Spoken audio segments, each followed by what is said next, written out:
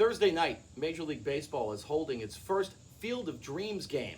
It's between the New York Yankees and the Chicago White Sox, and is taking place, of course, in Dyersville, Iowa, on a field that they built, much like the movie Field of Dreams, out of a cornfield. And in fact, that field that they built for this game tonight was constructed adjacent to the site where the movie Field of Dreams was filmed some years ago on that farm.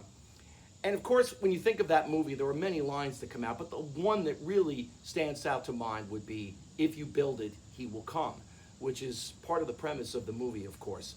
When I think of baseball movies, there are three other quotes that come to mind. Two of them are from Kevin Costner films. The other is from Moneyball. Brad Pitt, in his character of Billy Bean, says at one point in the movie, "How can you not be romantic about baseball?" And in the context of the movie, the small market Oakland A's realize that they just cannot compete with teams like the Yankees or the Red Sox, these big budget teams that seem to have an endless amount of money. So Billy Bean tries to come up with a way that allows the Oakland A's to compete. But in the middle of all that struggle, he still takes the time to ask himself and us, how can you not be romantic about baseball?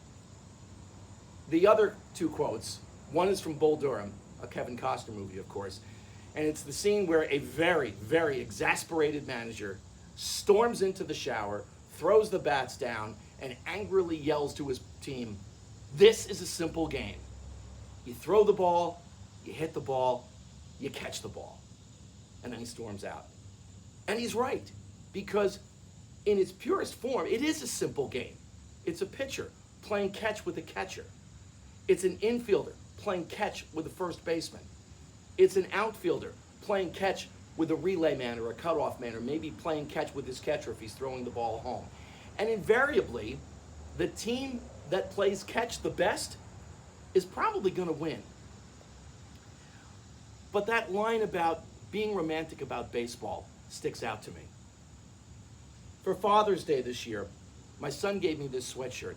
And on the surface, this is just a sweatshirt, right? But when he saw this, he didn't just see a sweatshirt.